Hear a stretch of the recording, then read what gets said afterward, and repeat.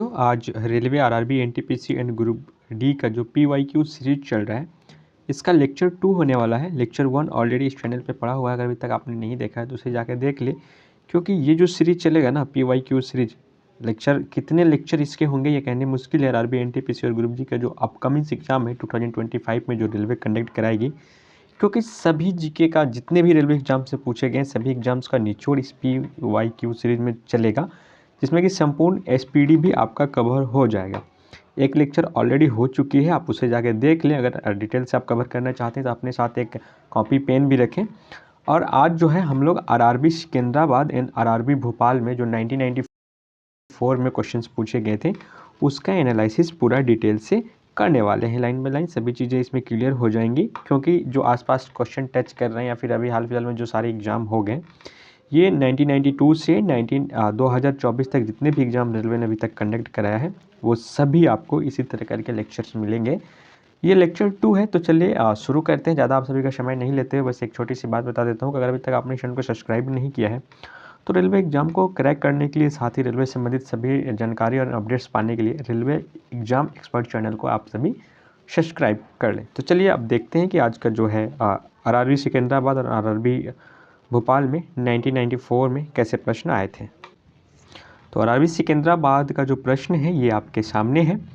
प्रश्न है यहाँ पे कि शिक्षा, जो ये शिक्षा है ये किस सूची के अंतर्गत आती है। प्रश्न ऐसे ही आता है कि शिक्षा जो है किस सूची के अंतर्गत आता है। तो देखिए, शिक्षा संवर्ती सूची के अंतर्गत आता है। अब संवर्ती सूची क्या होता है, आइए इसके बारे में थोड़ी सी जान लेते हैं।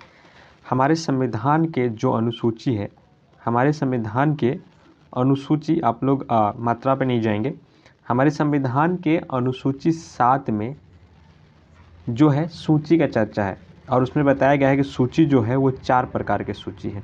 कौन कौन सा सूची है?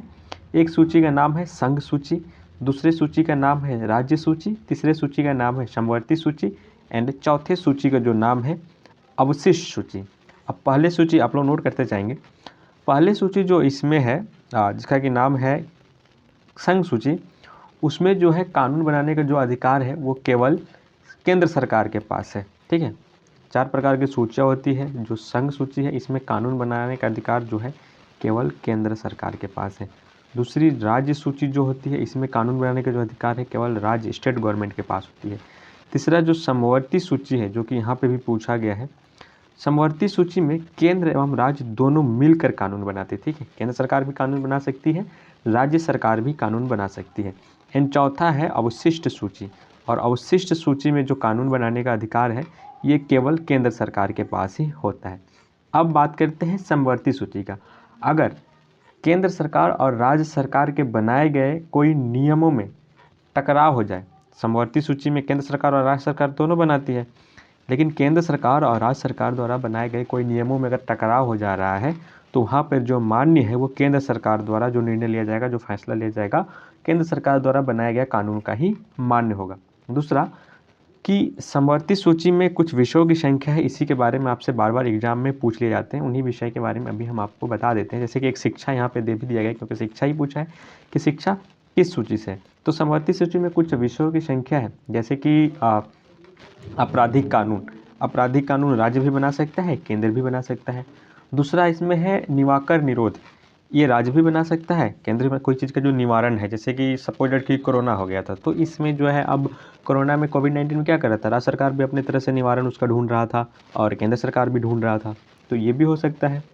उसके बाद वन जीव और अभ्यारण्य, वन जीव, वन अभ्यारण्य एवं जंतु, ये दोनों पे राज्य सरकार एवं केंद्र सरकार दोनों कानून बना सकती है। उसके बाद शिक्षा, शिक्षा के बारे में पूछा ही था, नोट कर लें, मैं जितना बताते चला हूँ वो नोट करते जाइए आप लोग। शिक्षा पे केंद्र सरकार राज्य सरकार दोनों कानून बना सकती है। दूसरा ट्रेड यूनियन, एक ट्रेड यूनियन जो है इस पर भी राज्य सरकार और केंद्र सरकार दोनों कानून बना सकती है। तीसरा जो विवाह संबंधी नियमें होती है इसमें भी राज्य सरकार केंद्र सरकार दोनों कानून बना सकती है। चौथा जो है स्वास्थ्य, स्वास्थ्य पे भी केंद्र सरकार राज्य सरकार दोनों कानून बना सकती है। और भी इसमें कुछ है शामिल है, ईटीसी मैं मार देता हूँ क्योंकि प्रमुख मैंने बता दिया, इसके अलावा भी बहुत सारे ऐसी चीज़ें हैं इस समवर्ती सूची के विषय में जो कि केंद्र और राज्य दोनों उसमें कानून बना सकते हैं। ठीक है, नेक्स्ट क्वेश्चन हम लोग देखते हैं कि इंडिया हाउस की स्थापना कहाँ हुई थी। तो इंडिया हाउस की स्थापना लंदन में हुई थी, और इंडिया हाउस का जो स्थापना हुआ था वो हुआ था 1 जुलाई 1905 ईस्वी को इंडिया हाउस का स्थापना हुआ था। और जो स्थापना किया गया था, ये दादा भाई नौरोजी भी वहाँ पे मौजूद थे। दादा भाई नौरोजी के मौजूदगी में वहाँ पे जो किया था इसका स्थापना, वो क्या था, श्यामजी कृष्णा वर्मा ने। कौन किया था? श्यामाजी कृष्ण वर्मा ने इसका स्थापना किया था। कहाँ? लंदन में। हालांकि दादा भाई नौरोजी भी वहाँ पे मौजूद थे। तो कभी कभी ऑप्शन दादा भाई नौरोजी रहता है, कभी कभी श्यामाजी वर्मा रहता है, तो आप दोनों में से किसी भी को टिक कर सकते हैं। अगर दोनों रहे तो आप श्यामाजी कृष्णन वर्मा को ही आप लोग सेलेक्ट करेंगे। ऐसे इंडिया हाउस कहाँ है? लंदन में है। ठीक है।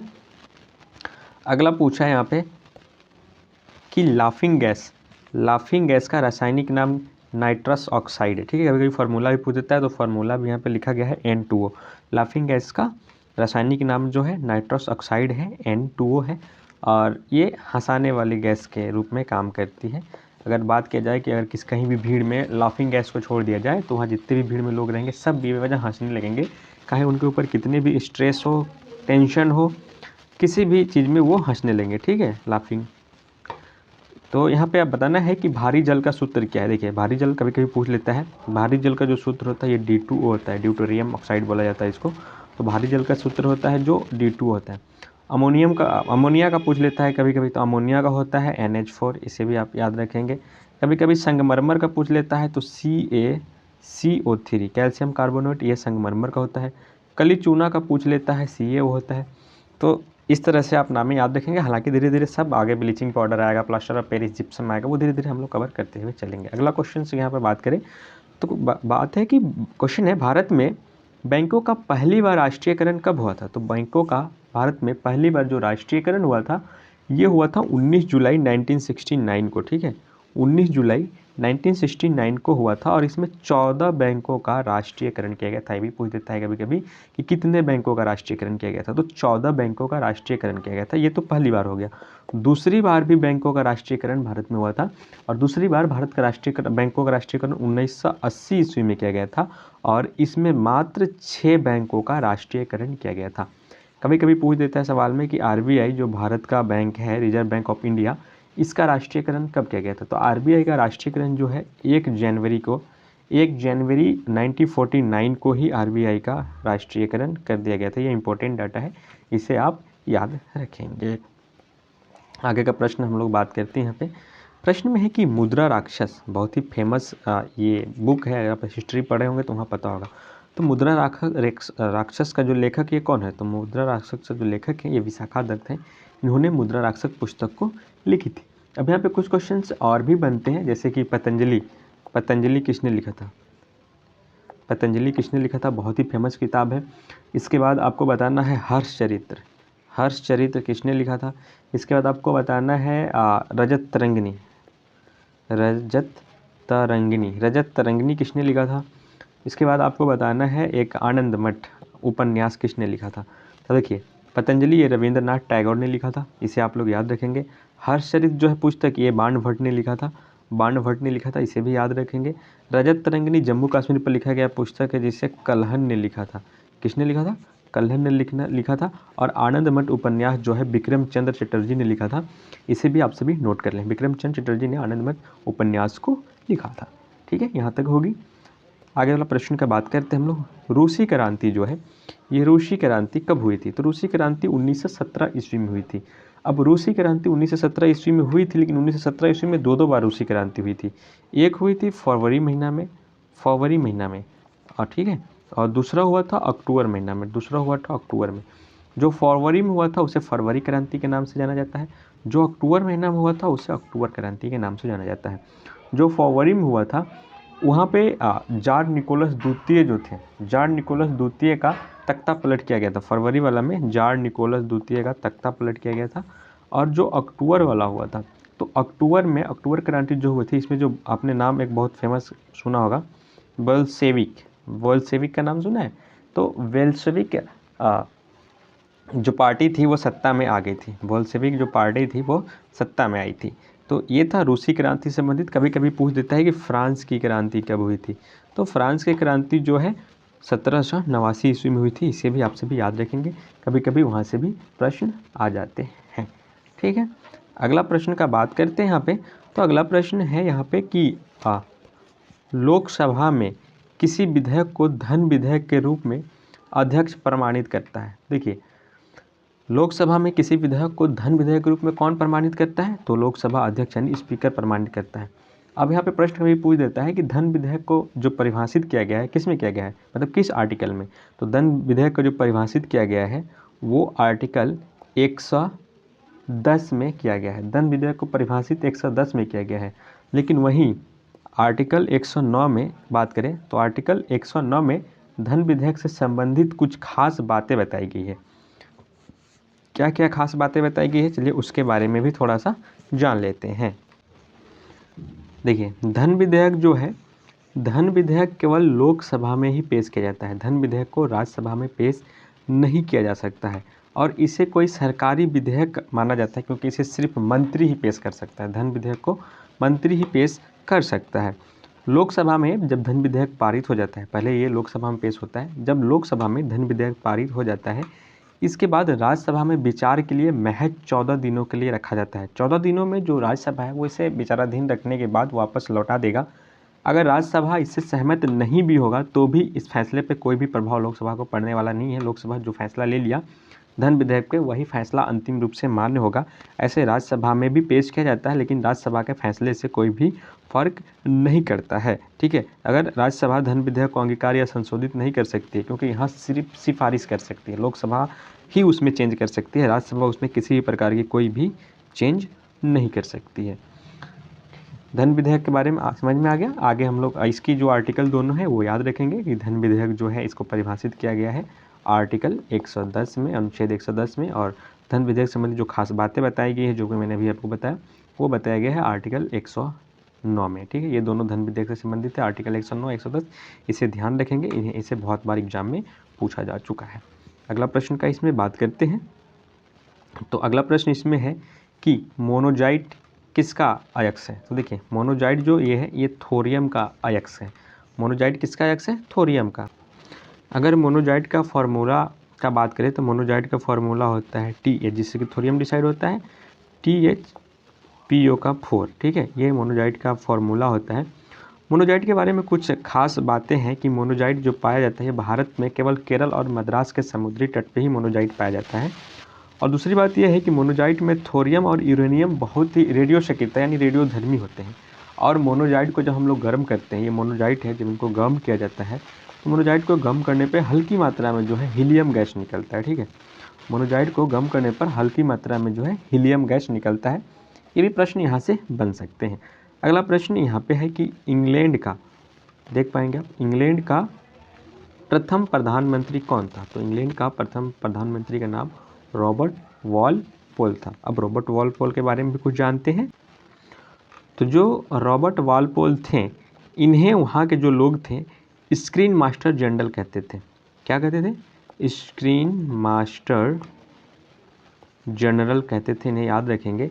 और आपसे एक चीज़ मैं पूछना चाहूँगा कि ब्रिटेन के जो वर्तमान में प्रधानमंत्री हैं वो कौन है?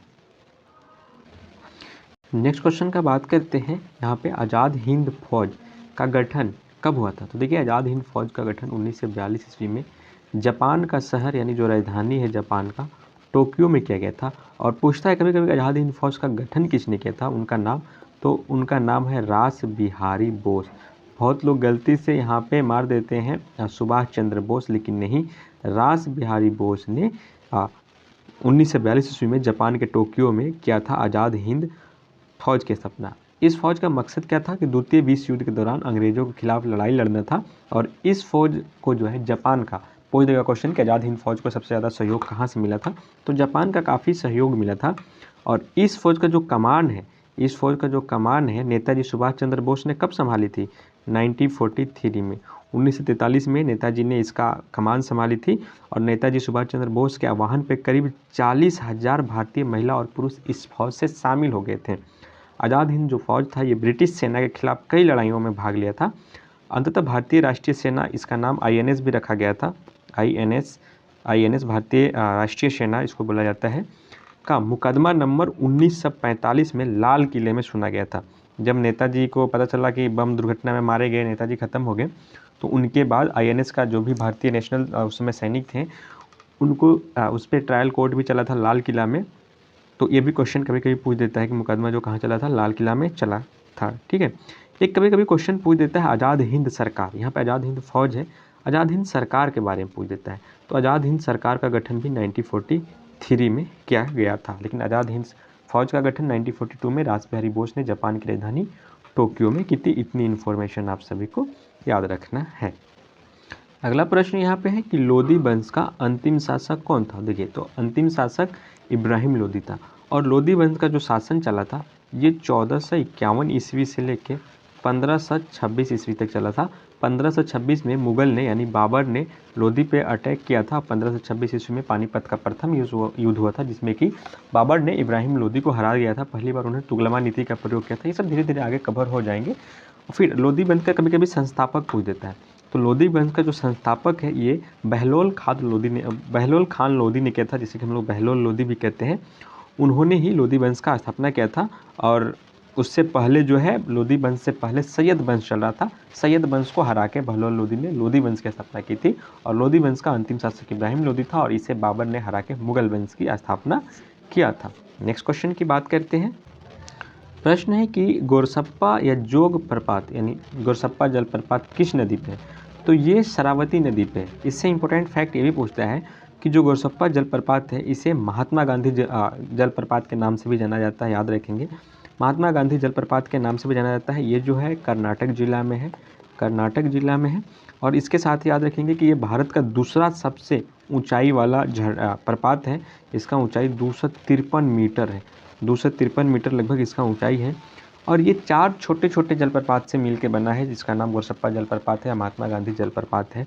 यहाँ से अगर बात करें तो इस बांध से, जो ये बांध है, इस बांध से 240 मेगावाट का बिजली भी उत्पन्न किया जाता है। कभी कभी ये भी पूछ सकता है कि गोरसप्पा जलप्रपात से कितना मेगावाट बिजली उत्पन्न किए जाते हैं। तो 240 मेगावाट का बिजली पैदा होती है। और ये जो है गांधी जी के नाम से भी जाना जाता है गोरसप्पा जलप्रपात को। और भारत का सबसे ऊंचा जलप्रपात भी कर्नाटक के शिमोगा जिला में स्थित है, उसका नाम है कुंचिकल जलप्रपात। ये दूसरा सबसे ऊंचा जलप्रपात है। पहला जलप्रपात भी कर्नाटक के शिमोगा जिला में स्थित है, उसका नाम है, लिख लीजिए क्योंकि वो भी पूछ सकता है, कुंचिकल जलप्रपात। और ये कितना मीटर ऊंचाई है, 455 मीटर उसका ऊंचाई है, 455 मीटर उसका ऊंचाई है। अगला क्वेश्चन की बात करते हैं।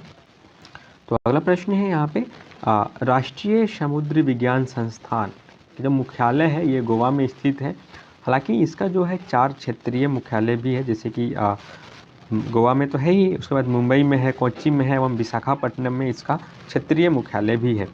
दूसरी बात कि इसका तात्पर्य क्या है, मतलब जो राष्ट्रीय समुद्र विज्ञान है इसको बोला जाता है CSIR, अगर इंग्लिश में इसको बोला जाता है नेशनल इंस्टीट्यूट ऑफ ओशियनोग्राफी। इसका जो तात्पर्य है कि दुनिया के जितने भी महासागरों का अध्ययन है, जिसमें कि इसके जीव विज्ञान, रसायन विज्ञान, भौतिक विज्ञान, जमीन के अंदर की खोज, जल के अंदर की खोज, मौसम विज्ञान, कई अन्य पहलू इसमें शामिल है, उस सब पे जो अध्ययन होता है वो राष्ट्रीय समुद्र विज्ञान संस्थान के अंतर्गत ही किया जाता है। अगला यहाँ पे कि भारत का सबसे बड़ा कृषि प्रायोगिक फॉर्म कहाँ है। तो ये अम्बाला में है। अम्बाला जो है ये हरियाणा में है, हरियाणा में अम्बाला स्थित है और सबसे बड़ा यहीं पे है। 3-4 क्वेश्चन और भी पूछ देता है कि भैंस अनुसंधान केंद्र कहाँ है। तो ये हिसार में है, भैंस अनुसंधान केंद्र हिसार में है। आलू अनुसंधान केंद्र कहाँ है। तो आलू अनुसंधान केंद्र शिमला में है। आगे प्रश्न पूछ जाता है कि जो नोट, जो कागजी मुद्रा है, नोट, ये कहाँ छपाई होता है। तो नासिक में होता है। हीरा का खान कहाँ है, हीरा का खान पूछ देता है। हीरा का खान जो है ये पन्ना में, मध्य प्रदेश के अंदर ही आता है पन्ना, वहाँ पे हीरा का खान है। ठीक है। अगला प्रश्न पूछ रहा है कि राष्ट्रपति के बारे में पूछ रहा है कि राष्ट्रपति जो है, राज्यसभा का जो है राज्यसभा का पदेन अध्यक्ष कौन होता है। तो राज्यसभा का जो पदेन अध्यक्ष होता है ये उपराष्ट्रपति होता है। राज्यसभा का जो पदेन अध्यक्ष होता है ये उपराष्ट्रपति होता है। और उपराष्ट्रपति के बारे में बताया जाता है कि ये राज्यसभा का अध्यक्ष भी यही होता है, उपराष्ट्रपति ही राज्यसभा का अध्यक्ष भी होता है। अगर राष्ट्रपति से संबंधित आर्टिकल के बारे में बात करें और उपराष्ट्रपति से संबंधित आर्टिकल के बारे में, राष्ट्रपति आगे आएंगे तो राष्ट्रपति के बारे में पूरा डिटेल से चर्चा करेंगे, अभी उपराष्ट्रपति के बारे में करते हैं। उपराष्ट्रपति का जो आर्टिकल है ये 63 से लेके 73 तक है। 63 में कहा गया है कि भारत के एक उपराष्ट्रपति होंगे, ठीक है, यानी भारत का एक उपराष्ट्रपति होगा, ये 63 में बताया गया है। 64 में इस बातों को हूबहू लिख दिया गया है कि जो राष्ट्रपति होगा ये राज्यसभा का सबसे पदेन होगा, यानी सर्वोपरि होगा। तो ये उपराष्ट्रपति से संबंधित था। उपराष्ट्रपति, सॉरी मेरे मुझे कहीं कि राष्ट्रपति निकल जा रहा है, उपराष्ट्रपति आप लोग समझेंगे। आगे बात करेंगे नेक्स्ट क्वेश्चन के बारे में। नेक्स्ट क्वेश्चन यहाँ पे बता रहा है कि रक्तचाप कहने का मतलब ब्लड प्रेशर के बारे में बात कर ली है। रक्तचाप किसमें उच्च होता है? तो धमनियों में जो है रक्तचाप उच्च होता है। देखिए हमारे शरीर में 2 प्रकार की नसें होती है, एक तरह से बोला जाता है एक धमनी एक शिरा। इंग्लिश में एक को आर्टरी बोला जाता है, एक को वेन बोला जाता है। एक में शुद्ध रक्त बहता है, एक में अशुद्ध रक्त। शुद्ध रक्त अशुद्ध रक्त कहने का मतलब ये है कि ये नहीं कि गंदी रक्त बहती है, वैसी बात नहीं है। रक्त कहने का मतलब कि एक जो है ऑक्सीजन युक्त रक्त को ले जाता है और एक जो है कार्बन डाइऑक्साइड युक्त रक्त को ले जाता है। तो जिसमें ऑक्सीजन होता है जिस रक्त में, और वो जिससे बहती है, वो आर्टरी से बहती है जिसमें ऑक्सीजन होता है, उसे शुद्ध रक्त कहा जाता है, प्योर रक्त कहा जाता है। और जो वेन से बहती है यानी कि नशे से बहती है, इन्हें अशुद्ध रक्त, क्योंकि वो कार्बन डाइऑक्साइड से रिलेटेड होती है। जब हम लोग रेस्पिरेटरी सिस्टम पढ़ेंगे तो ये इसमें पूरा डिटेल से हम लोग उसमें पढ़ेंगे कि आर्टरीज क्या होती है, वेन क्या होती है। उसके साथ साथ कि एक आपने पढ़ा होगा कि फुफ्फुस वेन यानी फुफ्फुस धमनी, फुफ्फुस शिरा क्या है, उसमें उल्टे उसमें शुद्ध अशुद्ध एक दूसरे में एक्सचेंज हो जाते हैं। तो उसके बारे में भी जब हम लोग पढ़ेंगे डिटेल से तो पढ़ेंगे। यहाँ पे हम लोग अभी PYQ कर रहे हैं, तो जितना हो सकता है उससे पॉसिबल करते हुए आगे बढ़ रहे हैं, ठीक है। ये चीज़ होगी। आगे हम लोग देखते हैं नेक्स्ट क्वेश्चन यहाँ पे चक्रवात से संबंधित। उसके बाद RRB भोपाल स्टार्ट हो जाएंगे। 2 क्वेश्चन और इसमें रह गए। चक्रवात पूछता है आपके एग्जाम में कि निम्न दाब के कारण आता है या उच्च दाब के कारण। देखिए चक्रवात समुद्र में तभी आता है जब दाब बिल्कुल निम्न रहता है। निम्न दाब के कारण ही चक्रवात आता है। चक्रवात आने के कुछ और भी रीजन होते हैं, लेकिन इसमें मुख्य कारण यही है कि वायु में जब दाब में अंतर होता है और गर्म हवाएं जब वायुमंडल में ऊपर उठती है तो दाब में कम हो जाता है, जो दबाव है वो कम होता है, निम्न दाब हो जाता है, जिसके कारण चक्रवात आते हैं। तो चक्रवात आते हैं जब समुद्र की जो तापमान होती है जल की वो 25 से लेकर 26 डिग्री सेल्सियस के बीच में ही रहती है। हवा और तापमान के दाब के कारण, निम्न दाब के ही कारण दब जो है वो आता है चक्रवात। आगे पूछा गया है, नेक्स्ट प्रश्न है इसमें कि भारत में प्रथम रेल जो है ये लॉर्ड डलहौजी के शासनकाल में चलाया गया था। लॉर्ड डलहौजी बहुत ही फेमस नाम है। लॉर्ड डलहौजी को ही क्या हड़प नीति का सिद्धांत लॉर्ड डलहौजी ने ही लागू किया था। डॉक्ट्रिन ऑफ लैब एक बहुत ही फेमस ये है, डॉक्ट्रिन ऑफ लैब, ये भी लॉर्ड डलहौजी को ही कहा जाता है। लॉर्ड डलहौजी ने ही फूट डालो शासन करो की नीति भी इसी ने लाया था। तो लॉर्ड डलहौजी से एक फेमस चीज़ पूछता है डॉक्ट्रिन ऑफ लैब, ये बहुत ज़्यादा ही लॉर्ड डलहौजी के बारे में पूछता है, इसे आप सभी ध्यान में रखेंगे। अब हम लोग RRB भोपाल के बारे में देखते हैं। RRB भोपाल ये NTPC RRB भोपाल 1995 का क्वेश्चन है, जिसके बारे में अभी हम लोग अब जानेंगे, क्योंकि RRB इससे पहले सिकंदराबाद हम लोग कर रहे थे जो कि कंप्लीट हो गया। तो यहाँ पर प्रश्न है, आप देख पाएंगे कि 1556 ईस्वी में पानीपत की जो दूसरी लड़ाई हुई थी किसके बीच हुई थी? तो ये अकबर और हेमू के बीच में हुई थी। अकबर जो था ये था हुमायूं का बेटा, मात्र 12 या 14 साल का उस समय में था अकबर, युद्ध की स्थिति में नहीं था। तो अकबर का जो संरक्षण उस समय था वो बैरम खां था, और बैरम खां ही अकबर का रक्षा किया था। अब बैरम खां कौन था? अब्दुल रहीम खान खाना का नाम आपने सुना है ना, उनके ही पिता का नाम बैरम खान था। बैरम खान ने अकबर की तरफ से लड़ा था और उधर हेमू ने लड़ा था। ऑलमोस्ट ऐसे बातें होती है कि हेमू ने पानीपत की दूसरी लड़ाई जीत ही ली थी, और हेमू ने लड़ाई जीतने के बाद क्या हुआ था कि मुग़ल का शासन उसी समय समाप्त हो जाता, जैसे ही अकबर डेथ हो जाता। हेमू ने लगभग लड़ाई जीत ही ली थी, लेकिन फिर लास्ट में एक तीर आके लग जाता है हेमू को सामने से, जिसके कारण हेमू हार जाता है और अकबर महज 14 साल की उम्र में, मुग़ल सम्राट तो था ही, उसे फिर गद्दी पे बैठा दिया जाता है बैरम खां के संरक्षक में। लास्ट में फिर बैरम खां हज यात्रा के लिए निकलता है और गुजरात में फिर उसकी मृत्यु हो जाती है। गुजरात में फिर उसे मरवा दिया जाता है, क्योंकि अकबर के ही शासनकाल में महज 14 साल के था, तो कुछ उसमें भी विरोधी थे, जिसके कारण कि बैरम खां को आगे चल के मरवा दिया जाता है। तो ये था पानीपत की दूसरी लड़ाई। पानीपत की पहली लड़ाई के बारे में पूछ सकते हैं। तो पानीपत की पहली लड़ाई 1526 ईस्वी में इब्राहिम लोदी और बाबर के बीच में हुई थी। इब्राहिम लोदी और बाबर के बीच में हुई थी। और पानीपत की तीसरी लड़ाई के बारे में पूछते हैं। तो पानीपत की तीसरी लड़ाई जो हुई थी अहमद शाह अब्दाली और मराठा साम्राज्य के बीच में हुई थी और ये हुई थी 1761 ईस्वी में।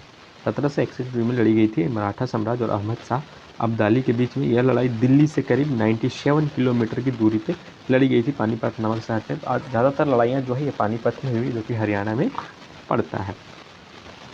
तो और इसमें अहमद शाह अब्दाली और पुणे के जो उधर से तो नेतृत्व अहमद शाह अब्दाली कर रहा था, लेकिन मराठा साम्राज्य का जो नेतृत्व कर रहा था पानीपत की तीसरी लड़ाई में वो था सदाशिव भाऊ पेशवा। मराठा साम्राज्य में पेशवा, जब आगे हिस्ट्री का क्वेश्चन जैसे जैसे आएगा ना, मतलब पूरा लेक्चर कंप्लीट करते करते, मतलब जितने भी लेक्चर बनेंगे 20, 40, 50, 60 पूरे आपके हिस्ट्री भी इसमें कवर हो जाएंगे। अगला प्रश्न का बात करते हैं इसमें, विजयनगर किस नदी पे स्थित है? तो विजयनगर जो है ये तुंगभद्रा नदी के तट पे स्थित है। इससे क्वेश्चन आता है कि विजयनगर का स्थापना कब किया गया था? ये किया गया था 1336 ईस्वी में। विजयनगर साम्राज्य का जो स्थापना किया गया था ये संगम वंश के शासक ने किया था। किस वंश के? संगम वंश के शासक थे जिनका नाम था हरिहर और बुक्का। वो दोनों आपस में भाई थे। तो हरिहर और बुक्का ने, यानी कि संगम वंश के शासक ने, दोनों भाइयों ने मिलकर 1336 ईस्वी में विजयनगर साम्राज्य की स्थापना की थी। ये साम्राज्य जो है कर्नाटक में पड़ता है। आगे इसमें है कि विजयनगर साम्राज्य में ही बहुत सारा मंदिरों का साउथ में निर्माण किया गया था। उसके साथ ही विजयनगर साम्राज्य की राजधानी कभी कभी पूछ देता है, तो विजयनगर साम्राज्य की राजधानी जो है ये हम्पी थी। अब इसे यूनेस्को का विश्व धरोहर में भी शामिल कर दिया गया है। तो पूछ देगा कि वो कौन सी नगर थी जिसकी राजधानी को यूनेस्को में शामिल किया गया था? तो विजयनगर, जिसका की राजधानी यहाँ पे क्या थी उस समय? हम्पी थी। तो विजयनगर के बारे में कुछ इन्हीं बातों को याद रखना है कि उसकी स्थापना 1336 ईस्वी में संगम वंश के दोनों भाई थे हरिहर और बुक्का ने किया था और उसकी राजधानी हम्पी थी और ये तुंगभद्रा नदी के तट पे स्थित है। अब कोई पूछ देता है कि पटना किस नदी के तट पे है? तो गंगा नदी पे। इससे रिलेटेड ही पूछते जाता है कि प्रयागराज किस नदी पे है? तो ये संगम पे है, गंगा यमुना सरस्वती के संगम पे है। दिल्ली किस नदी के तट पे है? तो दिल्ली किस नदी के तट पे है? यमुना नदी के तट पे। और हिंडन नदी भी दिल्ली में ही बहती है। तो ऑप्शन के हिसाब से चलना है। जम्मू कश्मीर की राजधानी पूछ देता है कि जो जम्मू कश्मीर की राजधानी है श्रीनगर, वो किस नदी पे है? तो जम्मू कश्मीर की राजधानी श्रीनगर जो है ये झेलम नदी के किनारे स्थित है। सिंधु सभ्यता के बारे में पूछ देता है किस नदी के किनारे स्थित है? तो इन सभी नदियों, सिंधु सभ्यता जो है ये सतलुज नदी के किनारे स्थित है। तो इन सभी नदियों को आप सभी को याद रखेंगे ताकि एग्जाम में इससे रिलेटेड प्रश्न पूछते हैं तो आप इन्हें एक बार रिवाइंड कर लेंगे तो ही अच्छा होगा। अगला प्रश्न यहाँ पे है कि मानसरोवर झील कहाँ है? तो मानसरोवर झील जो है ये तिब्बत में है। और कैलाश पर्वत के बारे में भी पूछते हैं कभी कभी। कैलाश पर्वत कहाँ है? ये भी तिब्बत में, हालांकि चाइना इस पर अनलीगल रूप से कब्जा करके बैठा था। अच्छा, नीचे वाला क्वेश्चन हो गया, ऊपर वाला छूट गया था। ठीक है, अभी मानसरोवर झील के बारे में हम लोग कर लेते हैं। मानसरोवर झील जो है तिब्बत में है। कैलाश पर्वत भी तिब्बत में, जो कि शिव जी का घर भी कहा जाता है। कुछ प्रसिद्ध झील मैं आपको बता देता हूँ जिसके एग्जाम में प्रश्न आते रहते हैं। जैसे कि बुलर झील के बारे में पूछता है कि बुलर झील क्या है? तो बुलर झील जो है ये आपका जम्मू कश्मीर में है। यह भारत की सबसे बड़ी मीठा पानी का झील है। इसके बारे में इतना याद रखना है। सांभर झील के बारे में भी पूछता है। सांभर झील, इटली सांभर तो उसके साउथ मत मार देना। सांभर झील जो है ये राजस्थान में है, ये थार मरुस्थल में, वो पूर्वी हिस्से में, और इसका पानी सबसे खारा है। ठीक है, सांभर झील का। उसके बाद सिल्का लेक पूछता है। सिल्का लेक जो है ये आपका उड़ीसा में स्थित है और ये भारत की सबसे बड़ी तटीय झील है।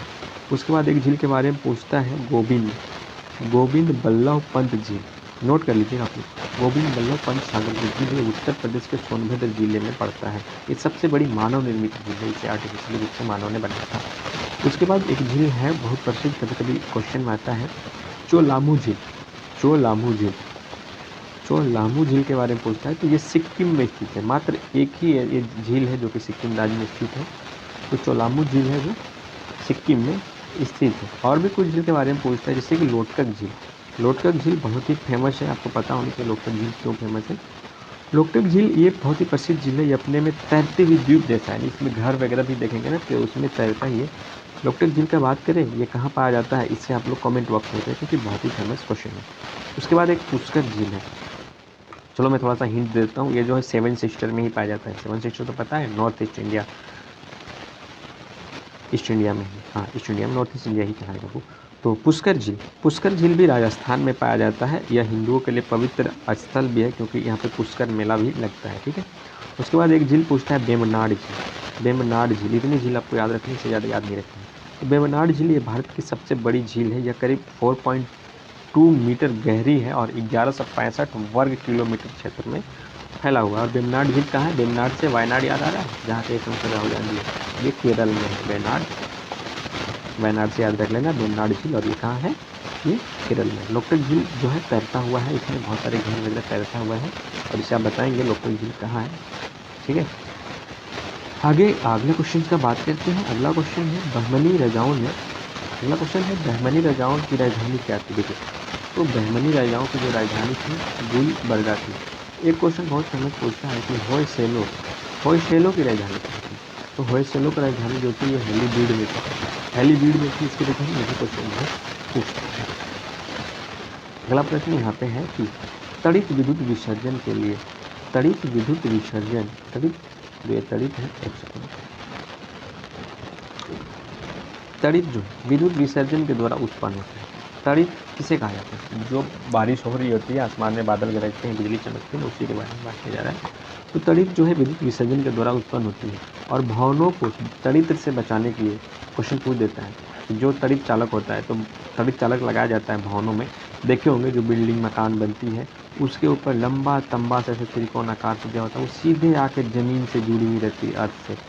तो कोई भी तड़ित अगर गिरेगा, इस पर बिजली चमकती है, बारिश होता है, गिरता है, तो इस पर गिरता सीधे ज़मीन में, क्योंकि ज़मीन का जो पोटेंशियल है जीरो होता है, अर्थ का जो पोटेंशियल है जीरो होता है, तो सबको अपने अंदर संभाल लेती है। नेगेटिव अर्थ होती है, नेगेटिव चार्ज होता है अर्थ में। तो तड़ित जो है किस धातु का बना होता है, ये पूछ देता है कभी कभी। तो ये कॉपर धातु का बना होता है, तांबा का बना होता है। और तड़ित कैसे उत्पन्न होता है? विद्युत विसर्जन के द्वारा। क्या विद्युत उत्सर्जन? उसमें विसर्जन होता है, उत्सर्जन थोड़ी होता है, विद्युत का विसर्जन होता है। जब दो बादल आपस में टकराते हैं, घर्षण उत्पन्न होता है, तो विद्युत का विसर्जन होता है, विसर्जन के कारण ही तड़ित उत्पन्न होता है। अगला प्रश्न इसमें देखेंगे कि रेबीज नामक रोग जो है किसके कारण होता है? बहुत ही फेमस क्वेश्चन है। जो रेबीज नामक रोग है ना, बहुत लोग जीवाणु और विषाणु में कंफ्यूज होते हैं। विषाणु मतलब वायरस होता है, जीवाणु मतलब क्या होता है? विषाणु को तो इंग्लिश में वायरस कहते हैं, और जीवाणु को इंग्लिश में बैक्टीरिया कहते हैं। तो ये विषाणु के कारण होता है। रेबीज नामक रोग बहुत सारे लोग जीवाणु मार देते हैं कि जीवाणु का कारण होता है, नहीं, ये बैक्टीरिया के कारण नहीं, ये वायरस के कारण होता है, बैक्टीरिया के कारण नहीं होता है। आगे एक छोटी सी PDF मैं आपको दूंगा जिसमें कि साफ साफ रहेगा कि कौन से रोग किसके कारण होता है, विषाणु के कारण, जीवाणु के कारण, कवच के कारण, किसके कारण होता है, उसमें सारे कवर हो जाएंगे। छोटी सी वीडियो उस पर आएगी, वो वीडियो बीच बीच में कभी भी आ सकती है। तो PYQ का सीरीज चल रहा है, आपको इसी चैनल पर देखने को मिल जाएगा। अपने चैनल को सब्सक्राइब नहीं किया जरूर सब्सक्राइब कर लें, ताकि मुझे भी मोटिवेशन मिले, और मैं ऐसे में कवर सारा कराऊँगा इस चैनल पर। ठीक है, आगे इस प्रश्न में है यहाँ पे कि मानव का सामान्य रक्तचाप, ब्लड प्रेशर के बारे में पूछ रहा है, कितना होता है? तो मानव का जो सामान्य रक्तचाप होता है 120/80 होता है। इससे कम ज़्यादा हुआ तो अगर इससे कम हुआ तो लोग कहते हैं ब्लड प्रेशर कम हो गया। नीचे वाला मान तो सेम ही रहता है, ऊपर वाला मान बढ़ते घटते रहते हैं।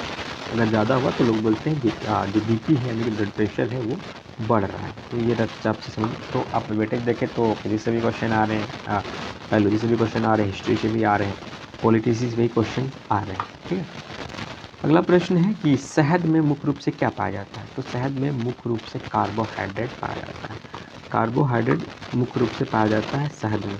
और हमारे शरीर को किसकी ज़रूरत होती है? तो कार्बोहाइड्रेट की भी ज़रूरत होती है, वसा की भी ज़रूरत होती है। अगर कार्बोहाइड्रेट ना हो, वसा ना हो, प्रोटीन ना हो, तो फिर हमारे शरीर कोई भी काम नहीं कर पाएंगे, ऊर्जा ही नहीं बन पाएगी।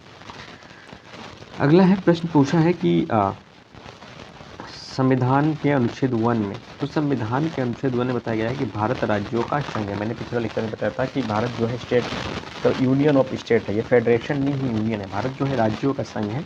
भारत से किसी भी राज्य को तोड़ के अलग नहीं किया जाता, अनुच्छेद 1 में है।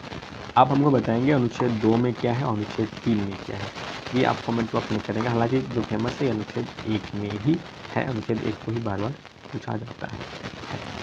ठीक है, अगला प्रश्न है कि विक्टोरिया प्रपात, यानी विक्टोरिया जलप्रपात किस नदी पे? तो विक्टोरिया जलप्रपात जेम्बी नदी पे है। और देश के बारे में पूछ ले कि किस देश में है, तो आपने नाम सुना होगा जाम्बिया, एक तो जाम्बिया है और एक जिम्बाब्वे है, जाम्बिया और जिम्बाब्वे के बीच जो सीमा रेखा बनाती है, यहीं पे विक्टोरिया जलप्रपात है, और जेम्बी नदी भी यहीं से गुजरती है। तो इस चीज़ों को भी आप लोग याद रखेंगे। अगला प्रश्न यहाँ पे है कि जो हीरे का चमक किसके कारण होता है? तो ये प्रकाश का संपूर्ण आंतरिक परावर्तन के कारण होता है। रोशनी होता है टोटल इंटरनल रिफ्लेक्शन के कारण जो है, टोटल इंटरनल रिफ्लेक्शन के कारण जो है हीरे का चमक, हीरे में जो चमक उत्पन्न होती है वो होती है। तो यहाँ से भी देखिए ट्रिक का क्वेश्चन आ गया कि हीरे में चमक किसके कारण होता है, टोटल इंटरनल रिफ्लेक्शन के कारण, प्रकाश के संपूर्ण आंतरिक परावर्तन के कारण। एक प्रश्न का जवाब आप दीजिएगा कमेंट बॉक्स में कि अगर इसमें कांच का ये चीज़ है, इसमें आधा जल भरा हुआ रहता है, जब इसमें कोई छड़ डाला जाता है तो थोड़ा सा ये टेढ़ा मुड़ा हुआ दिखाई देता है, ये किसके कारण होता है, तो इसके कौन से नियम गुण के कारण ये होता है, इसे आप लोग कमेंट बॉक्स में बताएंगे। अगला प्रश्न यहाँ पे रजिया सुल्तान से संबंधित। ये एक ऐसी सुल्तान थी जब इनके पिताजी मर गए उस समय, यानी इनके पिताजी का नाम इल्तुतमिश था। पूछा जाता है कि रजिया सुल्तान की पहली ये मुस्लिम ऐसा शासिका थी। इसके बारे में पूछा जाता है कि भारत में पहली महिला शासिका या महिला मुस्लिम शासिका, उनका नाम रजिया सुल्तान थी। ये इल्तुतमिश की बेटी थी। इसकी कहानी कुछ बहुत ही इंटरेस्ट है। जब ये अपने राज्य संभाला था तो इनके किसी के साथ लड़ाई हुआ था, और जब वो लड़ाई हार गई थी तब इन्होंने उनके साथ शादी कर लिया था। महिलाओं में अक्सर ये वाले गुण होते हैं, चलो हार गए तो फिर उसके साथ शादी ही कर लेते, क्योंकि बहुत ही ज़्यादा ताकतवर राजा था और उस समय ये सब चलती भी थी। जब ये शादी करके वापस लौट रहे थे तो हरियाणा में एक जगह है कैथल, वहाँ पे इनके विरोधियों ने इनका और इनके हस्बैंड दोनों का कत्ल कर दिया था। कहानी बहुत ही इंटरेस्टिंग है, जब हिस्ट्री हम लोग करेंगे तब पूरा डिटेल से समझेंगे। तो रजिया सुल्तान के बारे में पूछा कि किसकी बेटी थी, तो रजिया सुल्तान जो है इल्तुतमिश की बेटी थी। ठीक है, अगला प्रश्न यहाँ पर पूछा है कि भारत में सर्वाधिक शुद्ध सोने का सिक्का किसने चलाया। भारत में जो है सर्वाधिक शुद्ध सोने का सिक्का कुषाण वंश के शासकों ने चलाया था। लेकिन पूछ देता कि सबसे पहले सोने का सिक्का किसने चलाया था, सबसे पहले सोने का सिक्का यूनानियों ने चलाया, यूनानियों ने। और सीसा का सिक्का के बारे में पूछ देता किसने चलाया था, तो सातवाहन वंशों ने चलाया था। इन दो बातों को आपको याद रखिएगा। अगला बार क्वेश्चन यहाँ पे पूछ रहा है कि सूर्य की ऊर्जा का मुख्य कारण क्या है।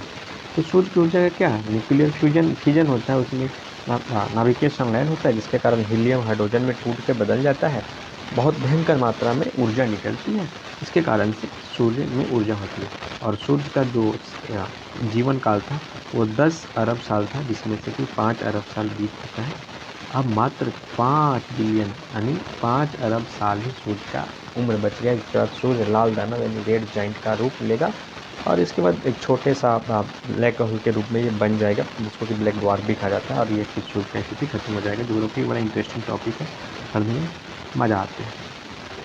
ठीक है, सूर्य की कहानी इसी तरह सूर्य के साथ जितने भी तारे हैं, क्योंकि सूर्य एक ऑलरेडी एक तारा है, तो सूर्य से बड़े जितने भी तारा हैं, एक चंद्रशेखर सीमा के बारे में भी आपने सुना होगा कि सूर्य से जो भी 1.43 के बड़ा होते हैं वो चंद्रशेखर सीमा उसी को कहा जाता है। चंद्रशेखर नामक वैज्ञानिक ने ही ब्लैक होल को भी खोज किया था। पूछ देगा कि ब्लैक होल का खोज किसने किया था, तो सबसे पहले ब्लैक होल का अवधारणा चंद्रशेखर नामक वैज्ञानिक ने दिया था। वो भारत के रहने वाले थे, उन्हीं के नाम पर चंद्रशेखर सीमा भी बना है। जो भी तारा सूर्य के आकार से चंद्रशेखर सीमा से बड़ी होती है तो वे जाके आगे बड़े तारा टूट जाते हैं, फिर सुपरनोवा होता है, विस्फोट होता है, फिर 4 अलग अलग प्रकार के कुछ बन सकते हैं, तो प्रेशर या तो क्वेशर या फिर ब्लैक ड्वार्फ या वाइट ड्वार्फ बनते हैं। इस प्रकार से बनते हैं। वो आगे हम लोग धीरे धीरे जब ज्योग्राफी में अंदर घुसेंगे तो सीखते हुए चले जाएंगे। हर एक चीज़ देखिए, प्रीवियस ईयर क्वेश्चन देखने में क्या लग रहा है कि नहीं, हर एक चीज़ से टॉपिक से शुरू है। जब हम धीरे धीरे 2024 के क्वेश्चन तक आएंगे, हाल फिलहाल जो प्रश्न है, तो इसमें आपको करंट अफेयर का भी रोल मिलेगा। हालांकि यहाँ पे तो करंट अफेयर का रोल उसमें नहीं दिखाई दिया। अगला प्रश्न है यहाँ पे कि सिख गुरु अंगद देव को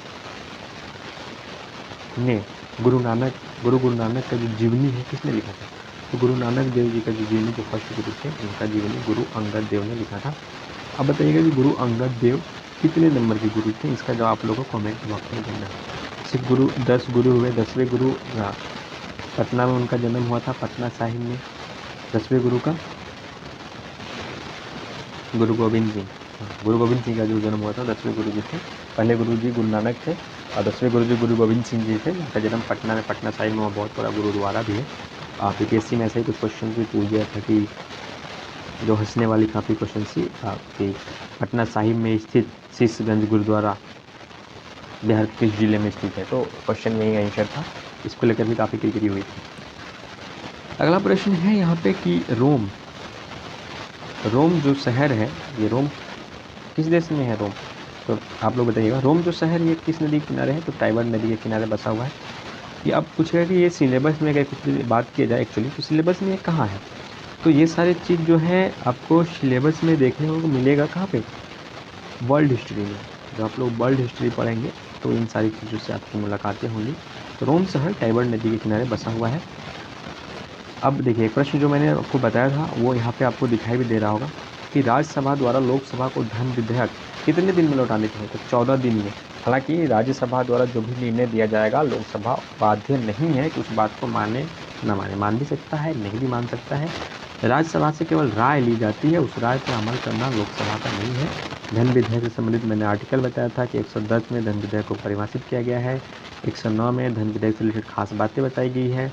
धन विधेयक को पेश कौन करता है, तो लोकसभा अध्यक्ष करते हैं धन विधेयक को पेश।